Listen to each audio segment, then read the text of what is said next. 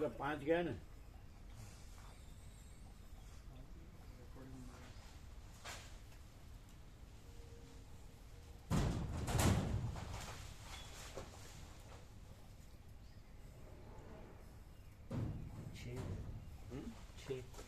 છે બરાબર છે ને હવે બધું આવી ગયું ને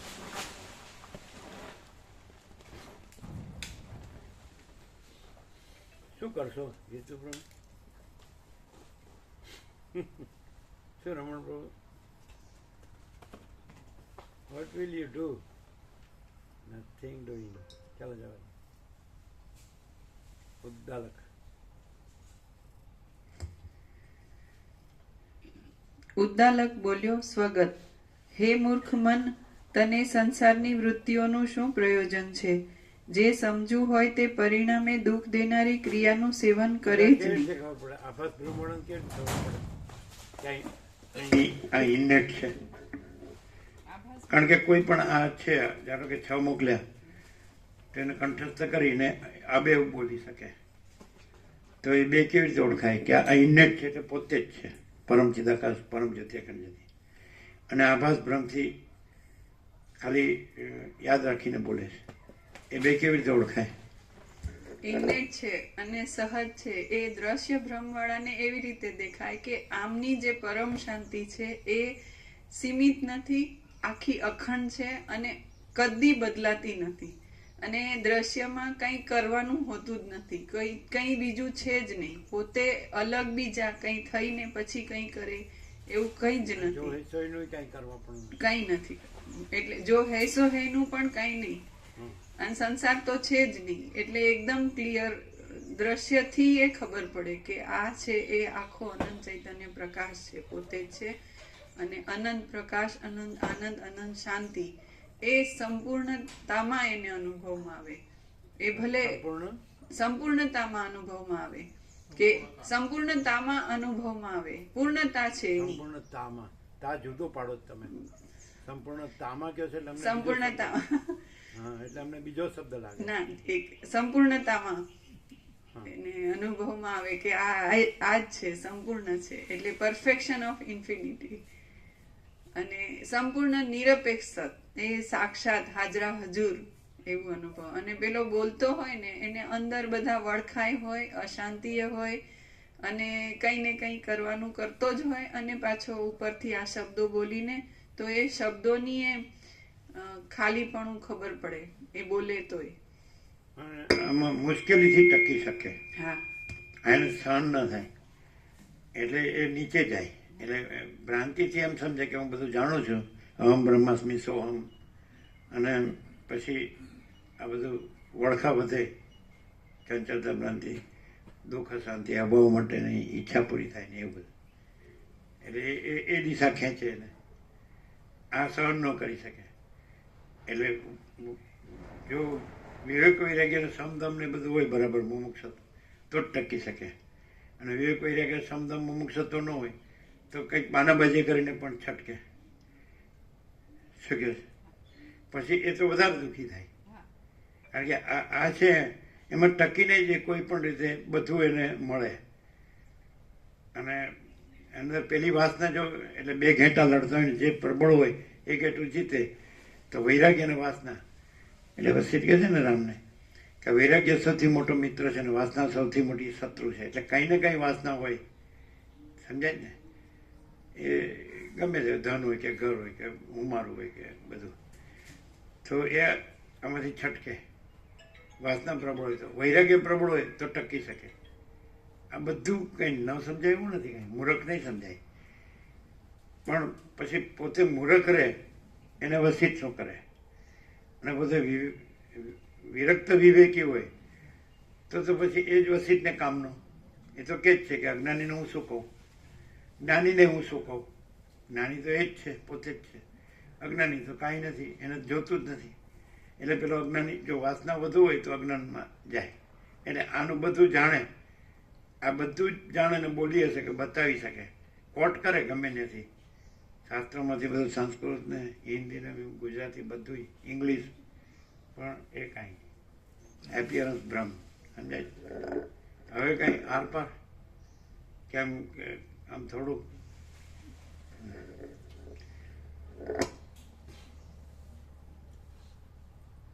મામા પ્રભુ હસ્યા. શું હસ્યા મામા પ્રભુ? કહો તો ખરા. જે આનંદ થયો એ કહેવાય, અમે કેમ કહીએ? બધા સાંભળવામાં જ રહે, વર્તનમાં કોઈ હજુ ઓછું રહે. બધા દેખાવમાં વર્તનમાં ઓછું દેખાય. આમ બધા સાંભળવામાં બધાને પરફેક્ટ છે. તો જે ખરેખર માત્ર સાંભળવામાં જ ન હોય ને વર્તનમાં રહે તો એ જ રહે કે નહીં? તો પછી એ ચેજ છે. એટલે એમ એમ એમ તો રસ્તો તો ખુલ્લો થઈ ગયો કે નહીં? રસ્તો ખુલ્લો જ છે. હવે કાંઈ આમ આડસ કે કોઈ પ્રતિબંધ નડતર કંઈ રહ્યું? ના, એવું કંઈ નહીં. સમજવામાં તો કાંઈ ન રહ્યું ને? ના, સમજવામાં કંઈ બાકી નથી. હા, તો પછી સીધું વર્તન. તો પછી વર્તન કે જો હે સો એ જ વર્તન પોતે જ છે અને પોતે બીજું કાંઈ નથી. વર્તન ક્લિયર નથી? એટલે રસ્તો તો ખુલ્લો થઈ ગયો ને કે ભાઈ જો હે સો કે નહીં? ચાલો. જે સમજુ હોય તે પરિણામે દુઃખ દેનારી ક્રિયાનું સેવન કરે જ નહીં.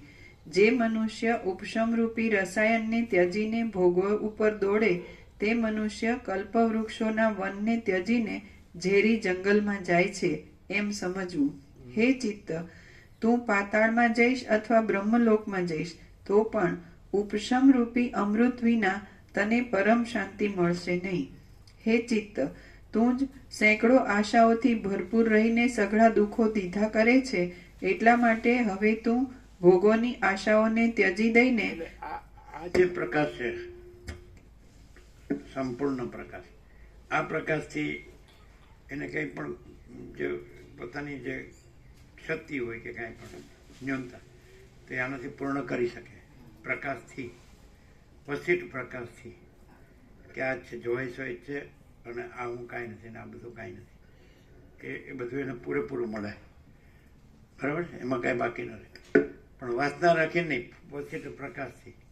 હવામન વાસના ભ્રાંતિની ગુલામીમાં શુભભ્રાંતિ હોય તો નહીં. અને હવામન વાસના ભ્રાંતિની ગુલામીમાં શુભભ્રાંતિ કાંઈ નથી. અને આ ભ્રાંતિ કાંઈ નથી અને આ જ છે. અને વસીટ પ્રકાશથી તો એને કાંઈ પણ જે ન્યૂનતા હોય તો નીકળી જાય. એરર સમજાય? પણ એ યોગ્યતા કોની? કે અહમન વાસના ભ્રાંતિની ગુલામીમાં શુભભ્રાંતિ કાંઈ નથી. આ હું કાંઈ નથી ને આ બધું કાંઈ નથી. આખો આભાસપ્રમ કાંઈ નથી. એટલે આમાં તો કાંઈ કરવાનું કે મેળવવાનું એ તો છે જ નહીં. ન હોય એમાં શું? અને છે તો પોતે જ છે. જ્યારે આ બધું કાંઈ નથી ત્યારે પોતે જ પરમ ચિદાકાશ પરમ જ્યોતિ અખંડ જ્યોતિ છે. એ બીજું નથી અને આ બીજું નથી અને પોતે જ છે. ખબર પડે? એટલે આભાસ પ્રમાણે બળ લાગે કે આ માણસ છે એ ખાલી બોલે છે તો માણસ જ છે બધા જેવો. એ કાંઈ પરમ ચિદાકાશ પરમ જ્યોતિ અખંડ જ્યોતિ તો અનંત છે. આ તો આટલો જ છે, આ ન હોય એ. પણ એનો આભાસ ભ્રમથી એ આ જુએ છે. અહીંયા આભાસ ભ્રમ નથી અને પોતે જ પરમ ચિદાકાશ પરમ જ્યોતિ અખંડ જ્યોતિ છે. ક્લિયર થાય છે મામા પ્રભુ? ક્લિયર? એટલે એને પોતાનો આભાસ ભ્રમ છે એ કાંઈ નથી, એ ક્લિયર થવાનું છે. બાકી જે પરમ ચિદાકાશ પરમ જ્યોતિ અખંડ જ્યોતિ પોતે જ છે એને કાંઈ કરવાનું નથી. પોતાનો આભાસ ભ્રમ છે કાંઈ નથી, એ ક્લિયર થવાનું છે. કેમ?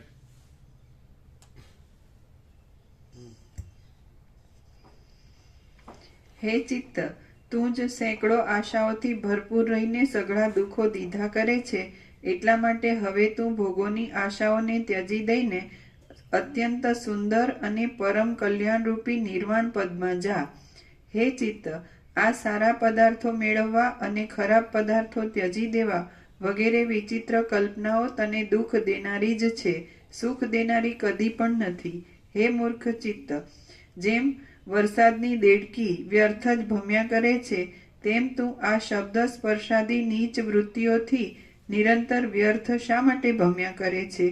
હે મનરૂપી દેડકી, તે અંધ થઈને આટલા કાળ સુધી ભુવનોમાં અત્યંત ભ્રમણ કરીને કયું ફળ મેળવ્યું? હે મૂર્ખ ચિત્ત, સઘળી વૃત્તિઓના ઉપશમરૂપ સમાધિ કે જેમાંથી વિદેહ કૈવલ્યરૂપ સુખ મળવાનો તથા જીવન મુક્તિરૂપ આરામ મળવાનો સંભવ છે, તેમાં તું દ્રઢ ઉદ્યોગ શા માટે કરતું નથી?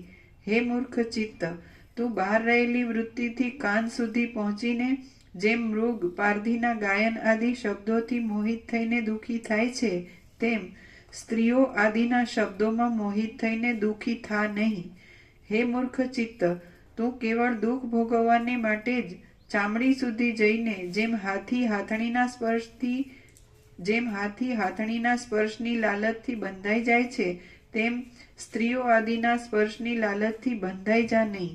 હે આંધળા ચિત્ત, તું જીભપણાને પામી જેમ માછલું પકડવાના ચીપિયા પર રાખેલા માંસના પિંડની લાલચથી દુઃખી થાય છે, તેમ દુષ્ટ અન્નોની લાલચથી દુઃખી થઈ જા નહીં.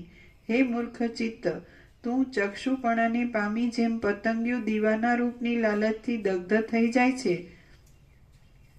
તેમ સ્ત્રીઓ આદિના સારા સારા રૂપોની લાલચથી દગ્ધ થઈ જા નહીં. હે મૂર્ખ ચિત્ત, તું નાકને પામીને જેમ ભ્રમર સુગંધની લાલચથી કમળની અંદર બંધાઈ જાય છે, તેમ સુગંધોની લાલચથી સ્ત્રીઓ આદિના શરીરોની અંદર બંધાઈ જા નહીં.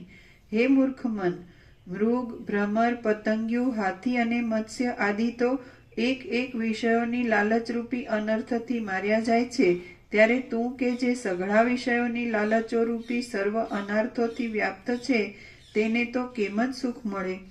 હે ચિત્ત, જેમ કોશેટાનો કીડો પોતાની લાળને પોતાના બંધનને માટે જ ફેલાવે છે, તેમ તે વાસનાઓની ઝાડને તારા પોતાના જ બંધનને માટે ફેલાવેલી છે.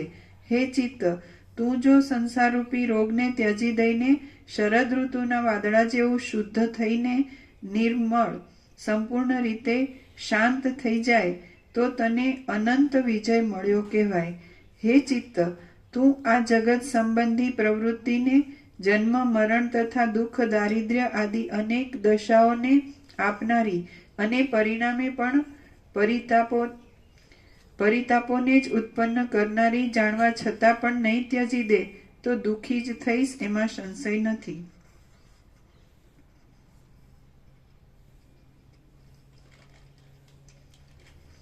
હે ચિત્ત, તું આ જગત સંબંધી પ્રવૃત્તિને જન્મ, મરણ તથા દુઃખ, દારિદ્ર્ય આદિ અનેક દશાઓને આપનારી અને પરિણામે પણ પરિતાપોને જ ઉત્પન્ન કરનારી જાણવા છતાં પણ નહીં ત્યજી દે તો દુઃખી જ થઈશ, એમાં સંશય નથી. અથવા હે ચિત્ત, તું કે જે મારા અહિત રૂપ છે, તેને આ હિતનો ઉપદેશ હું શા માટે આપું છું? તને બળાત્કારથી વશ કરીને વિચારથી તારો નાશ કરવો જ યોગ્ય છે. વિચારવાળા પુરુષને તું કૌંસમાં મન રહેતું જ નથી, અથવા ચિત્તનો નાશ કરવામાં જુદો યત્ન કરવાની પણ કાંઈ જરૂર નથી, કેમ કે મૂળ અજ્ઞાનનો નાશ કરવાથી જ ચિત્તનો નાશ થઈ જાય છે. એમ જેમ વરસાદનું ઘાટાપણું જ્યાં સુધી હોય. અથવા હે ચિત્ત, તું કે જે મારા અહિતરૂપ છે, તેને આ હિતનો ઉપદેશ હું શા માટે આપું છું? તને બળાત્કારથી વશ કરીને વિચારથી તારો નાશ કરવો જ યોગ્ય છે.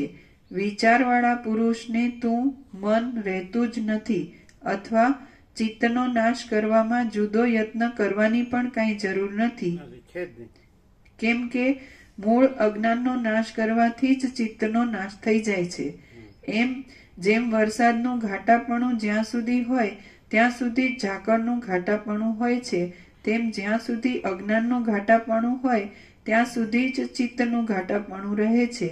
જેમ વરસાદનો નાશ થાય ત્યારે ઝાકળનો નાશ થાય જ છે, તેમ અજ્ઞાનનો નાશ થાય ત્યારે ચિત્તનો નાશ થયા વિના રહે જ નહીં. જેમ શરદ ઋતુનું વાદળું શુદ્ધ થઈને પાતળું પડ્યું કે ક્ષીણ થયું એમ જ ધારવામાં આવે છે, તેમજ ચિત્ત શુદ્ધ થઈને પાતળું પડ્યું કે ક્ષીણ થઈ જ ગયું એમ હું માનું છું. ચિત્ત કે જે મુદ્દલ છે જ નહીં, અથવા જો છે તો વિચાર માત્રથી નષ્ટ થઈ જાય એવું છે, તેને જ આવી શિખામણ દેવી એ તો આકાશને, જળને અને પવનને પ્રહાર દેવાની પેઠે નકામી જ છે.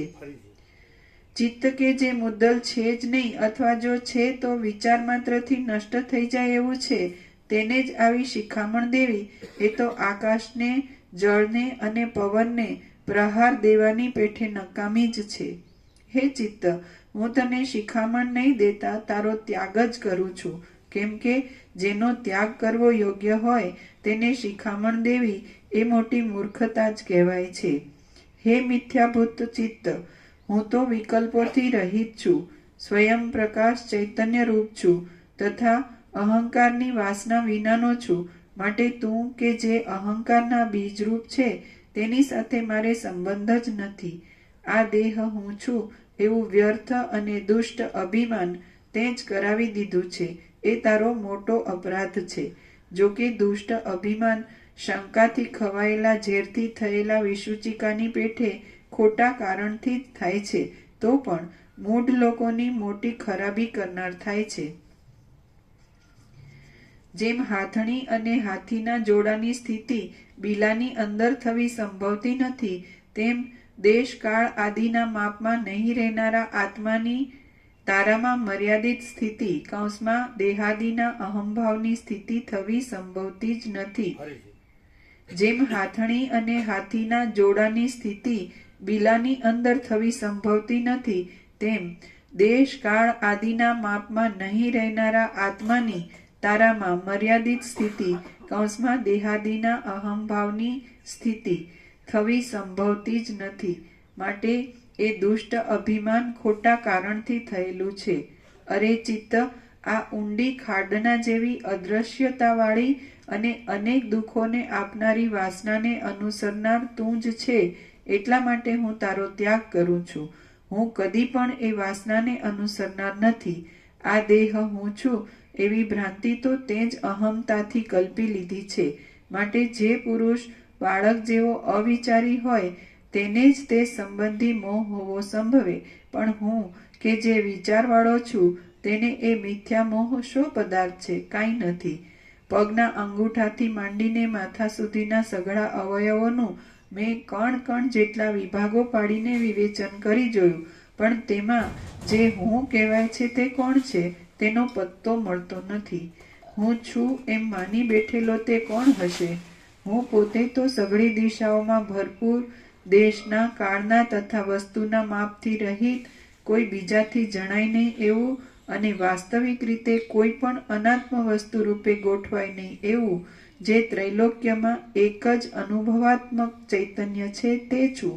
માટે મને દેહાદિક મર્યાદિત વસ્તુમાં અભિમાન થવું સંભવતું નથી.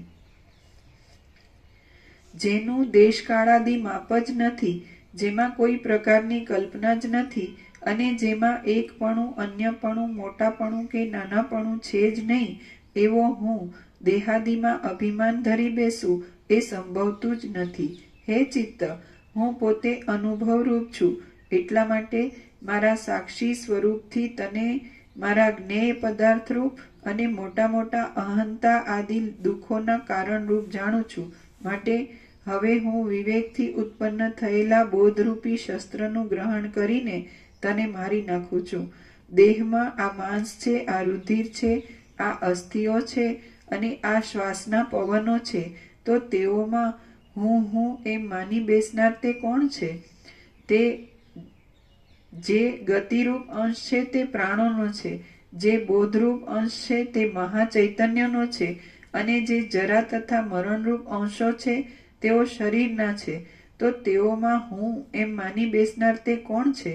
હે ચિત્ત, જે માંસ છે તે પણ અહમપદનો અર્થ નથી, જે રુધિર છે તે પણ અહમપદનો અર્થ નથી, જે અસ્થિઓ છે તેઓ પણ અહમપદનો અર્થ નથી, જે બોધ છે તે પણ અહમપદનો અર્થ નથી અને જે ગતિ છે તે પણ અહમપદનો અર્થ નથી.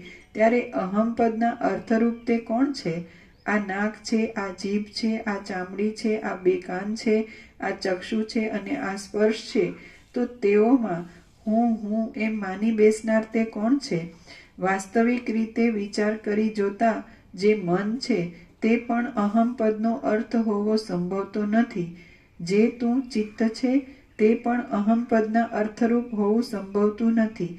જે વાસના છે તે પણ અહમપદના અર્થરૂપ હોવી સંભવતી નથી અને આત્મા છે તેને તો અહમપણાનો સ્પર્શ પણ હોવો સંભવતો નથી.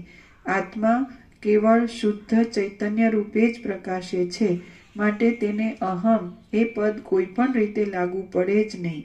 કાં તો હું સર્વનું અધિષ્ઠાન છું માટે સર્વરૂપ છું, અને કાં તો જે સર્વ છે તે કાંઈ પણ હું નથી એમ માનવું યથાર્થ છે. પરંતુ જે મર્યાદિત દેહ છે તે હું છું એમ માનવું તો ભૂલ ભરેલું છે અને તે સંભવતું નથી.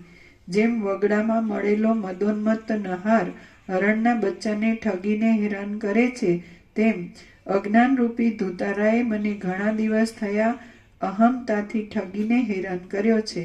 હમણાં મેં એ અજ્ઞાનરૂપી ચોરને ઓળખી લીધો એ બહુ સારું થયું છે.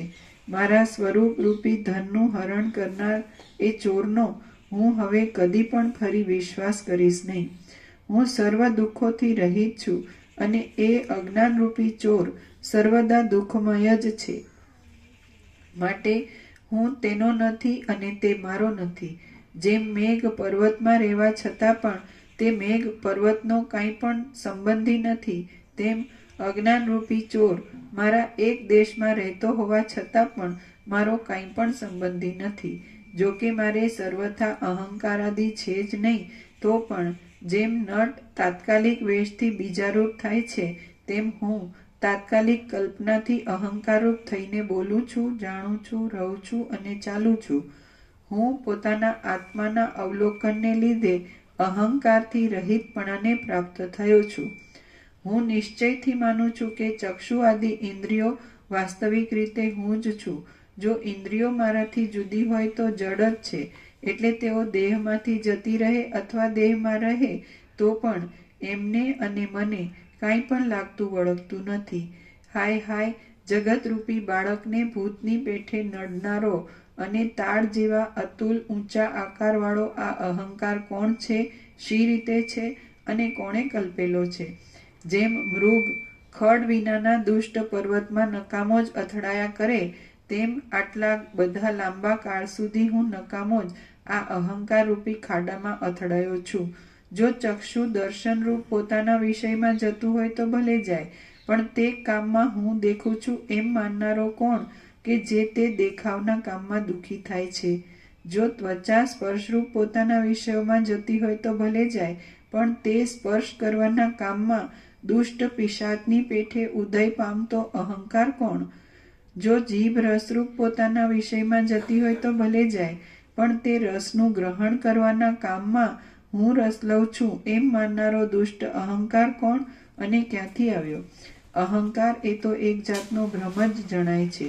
જો બિચારો કાન શ્રવણની તૃષ્ણાને વશ થઈને શબ્દરૂપ પોતાના વિષયમાં જતો હોય તો ભલે જાય, પણ તે કામમાં મિથ્યા અહંકારરૂપી દુઃખનો શો પ્રસંગ છે?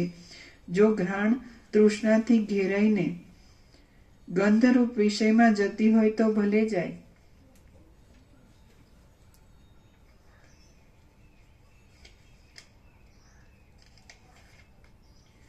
પણ તેમાં હું સૂંઘું છું એમ માની લેનારો જે ચોર છે તેને હું જાણતો જ નથી. ઉપર કહેલા સ્થળોમાં કૌંસમાં ઇન્દ્રિયોના કાર્યોમાં હું કરું છું એવી જે કલ્પના થાય છે એ તો ઝાંઝવાના પાણીની પેઠે એક જાતનું નકામું તૂત જ છે. એ કલ્પના એક જાતના તૂત રૂપ છે, માટે તેના હોવાથી આ દેહ હું છું એવી જે આસક્તિ થાય છે તે પણ એક જાતની ભ્રાંતિ જ છે. દેહમાં જે અહંભાવરૂપ વાસના છે તે ટળી જશે તો દેહનું જીવન જ નહીં રહે એમ નથી, કેમ કે વાસના વિનાનો દેહ પણ ચક્ષુ આદિ ઇન્દ્રિયોને લીધે પોતાની મેળે પોતાના જીવનરૂપ બહારના કાર્યોમાં વ્યવહાર કરી શકે એમ છે. દેહની પ્રવૃત્તિમાં વાસના કારણરૂપ છે જ નહીં. હે ચિત્ત, જો વાસના વિનાનું કામ કરવામાં આવે તો તાત્કાલિક ભોગના આભાસમાં હું સુખી છું કે દુઃખી છું એવું અભિમાન થાય જ નહીં, અને ભવિષ્યમાં પણ સુખ દુઃખોનો અનુભવ સુદ્ધા થાય જ નહીં. એટલે શોક, મોહ, ભય, ઉદ્વેગ તથા ચિંતા આદિ સઘળા તાપોની શાંતિ જ થાય એ મોટો ગુણ છે. હે મૂર્ખ ઇન્દ્રિયો, માટે અંદરથી પોતપોતાની વાસનાને છોડી દઈને પછી સઘળા કામ કરો કે જેથી તમને કોઈ દુઃખ જ પ્રાપ્ત થશે નહીં. જેમ બાળકો પ્રથમ કાદવના રમકડા બનાવી લે છે અને પછી તેઓના વિનાશથી ખેદ ઉત્પન્ન કરે છે, તેમ તમે જ વિષયોની અને વિષયોના નાશથી દુઃખની આ ખોટી વાસના ઉત્પન્ન કરી છે. જેમ તરંગ આદિ પદાર્થો જળથી જુદા નથી, તેમ વાસના આદિ સઘળા પદાર્થો આત્માથી જુદા નથી એવો નિશ્ચય જ્ઞાનીને જ હોય છે, અજ્ઞાનીને હોતો નથી. ફરીથી જેમ તરંગ આદિ પદાર્થો જળથી જુદા નથી, તેમ વાસના આદિ સઘળા પદાર્થો આત્માથી જુદા નથી એવો નિશ્ચય જ્ઞાનીને જ હોય છે, અજ્ઞાનીને હોતો નથી. હે ઇન્દ્રિયો રૂપી બાળકો, જેમ કોશેટાના મૂઢ કીડાઓ અમે પોતે જ પરમ ચિદાકાશ પરમ જ્યોતિ અખંડ જ્યોતિ છીએ અને એમાં સઘળો આભાસ બ્રહ્મ છે, એનાથી ભિન્ન નથી. એટલે કે સઘળો આભાસ બ્રહ્મ પરમ ચિદાકાશ પરમ જ્યોતિ અખંડ જ્યોતિ છે એવો અવળો અર્થ ના લેવાય. અમે પોતે જ પરમ ચિદાકાશ પરમ જ્યોતિ અખંડ જ્યોતિ છીએ, એ જ છીએ. અને સઘળો આભાસ બ્રહ્મ કાંઈ નથી, ભિન્ન નથી, એટલે જુદો બીજો કાંઈ નથી, અલગ બીજો કાંઈ નથી એમ લેવાય. સમજાય ને? આ બધા વેદાંત ને બ્રહ્મજ્ઞાન ખોટા ક્યાં પડે છે કે આ બધું છે એ જ છે અને આ એનાથી એમાં પોતામાં પોતાથી જુદું બીજું કાંઈ છે જ નહીં, એટલે આ બધું એ જ છે. એટલે આભાસ બ્રહ્મ, સઘળો આભાસ બ્રહ્મ છે એને તત્વ કહે છે, એટલે ખોટું છે. તત્વ જ તત્વ છે ને અમે પોતે જ પરમ સત્ય પરમ તત્વ છે, પરમ ચિદાકાશ પરમ જ્યોતિ અખંડ જ્યોતિ. અને એમાં પોતામાં પોતાથી જુદું બીજું કોઈ નથી, કાંઈ નથી, કાંઈ થતું નથી. એટલે જો બીજું દેખાતું હોય તો એ જ છે એમ ન લેવાય. સમજાય? કેમ કે અમે પોતે જ અનંત સંપૂર્ણ ચિદાકાશ મહાસાગર છીએ અને એમાં અનંત માયાનું ચલન અને અનંત આ સૃષ્ટિ સ્થિતિ પ્રલયના તરંગો તો એ ભિન્ન નથી. એટલે માયાનું ચલન અને સૃષ્ટિ સ્થિતિ પ્રલયના તરંગોમાં અનંત મહાસાગર છે એમ ન લેવાય. અમે પોતે જ અનંત સંપૂર્ણ ચિદાકાશ મહાસાગર જ છીએ અને જે આ સઘળું આખું ટોટાલિટીમાં અનંત સંપ્રદાયમાં માયાનું ચલન અને આ માયાના તરંગો જે સૃષ્ટિથી આ કાંઈ નથી, એ ભિન્ન નથી. એટલે એ જ છે એવું ન લેવાય. એટલે ત્યાં વેદાંત બ્રહ્મજ્ઞાન ત્યાં ખોટું પડે. ક્લિયર થાય? કાંઈ પણ ચાલે તો કોઈ પણ માણસ છે એને સંત ને ગુરુ થઈ જવામાં જ ઇન્ટરેસ્ટ હોય છે. જ્ઞાનીને પોતે આધ્યાત્મિક છે ને પોતે પારમાર્થિક છે ને ધ્યાન જ્ઞાની છે ને ધ્યાની છે ને એમ. એટલે બધા એને શાસ્ત્રો ભણ્યો હોય ગણ્યો હોય એટલે બધા શાસ્ત્રો સાંભળ્યા હોય, વાંચ્યા હોય અર્થ, એટલે એ પાછા એ બધું બોલ્યા કરે પણ શાંતિ ન હોય. અને એ પોતે જ છે પરમ ચિદાકાશ પરમ જ્યોતિ અખંડ જ્યોતિ. એટલે એને એ પરમ પ્રકાશ, પરમ આનંદ, પરમ શાંતિ જ હોય. અનંત પ્રકાશ એ પોતે જ છે, પોતે જ અનંત પ્રકાશ, અનંત આનંદ, અનંત શાંતિ છે. એટલે પછી એમાં અજ્ઞાન અંધકાર કે એ અજ્ઞાન કે માયા તો એનું દુઃખ કે એની અશાંતિ સંભવે જ નહીં. સમજે? સૂર્યમાં રાત્રિનો અંધકાર સંભવે જ નહીં. એમાં પોતે જ અખંડ બ્રહ્મ સૂર્ય છે, પોતે જ અમે પોતે જ પૂર્ણ બ્રહ્મ અનંત તેજ ગણ અનંત ચિતઘન છીએ. તેમાં આ પ્રકાશ વિરુદ્ધ અંધકાર અને આનંદ વિરુદ્ધ દુઃખ અને શાંતિ વિરુદ્ધ અશાંતિ સંભવે જ નહીં. જેમ સૂર્યમાં રાત્રિનો અંધકાર સંભવે જ નહીં.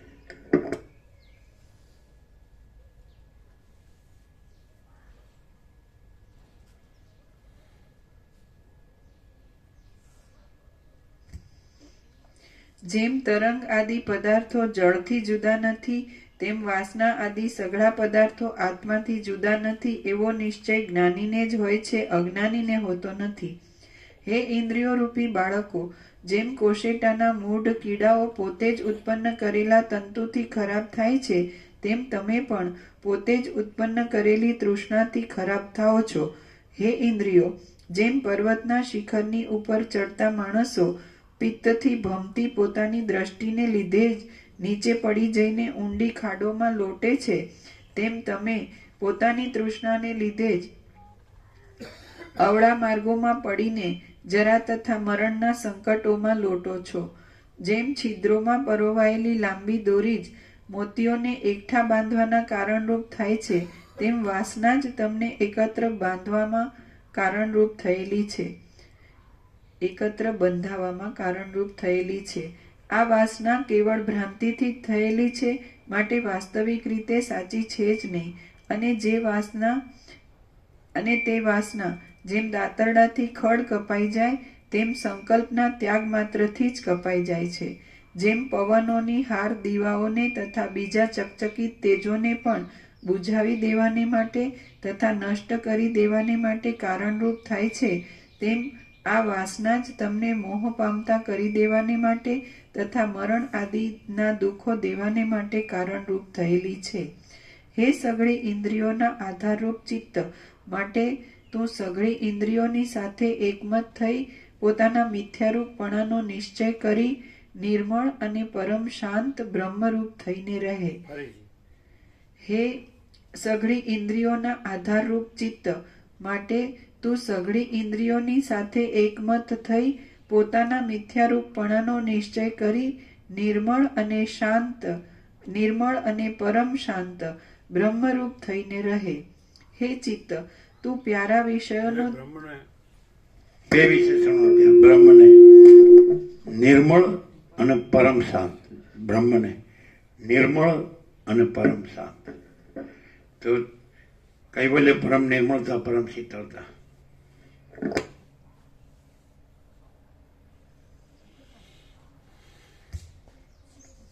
હે ચિત્ત, તું પ્યારા વિષયોનો ત્યાગ કરવારૂપ મંત્રની યુક્તિથી આ છેડા વિનાની અને અજ્ઞાનરૂપ વિષમ વિષયથી ઉત્પન્ન થયેલી અહમતા નામની વાસનારૂપી વિસૂચિકાને કોલેરાને સારી પેઠે દૂર કરી નાખીને સંસારથી રહિત એવા પૂર્ણાનંદરૂપ અને જેને મરણ આદિ ભયો પહોંચી શકતા નથી એવા પરમાત્મા રૂપ થઈ જા.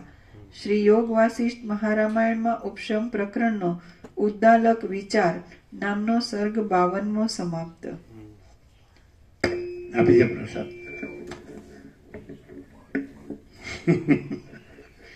गिनो तो घड़ी देखते कितना टाइम हुआ? ज्यादा हुआ टाइम?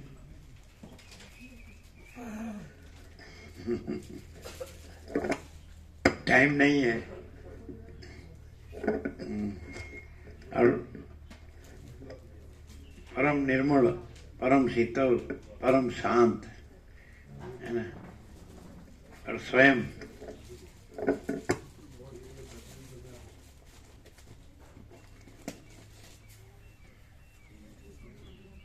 આજે જ આવ્યા છે એટલે પેલા એને આપો. તમે લઈ લો, પેલા એને એક કોથળી એને કરી દો. એ આજે જ આવ્યા છે. બધાને તો આપેલું જ છે ને. હજી આનંદ પ્રભુ આજે જ આવ્યા છે એટલે એને બધું આપો.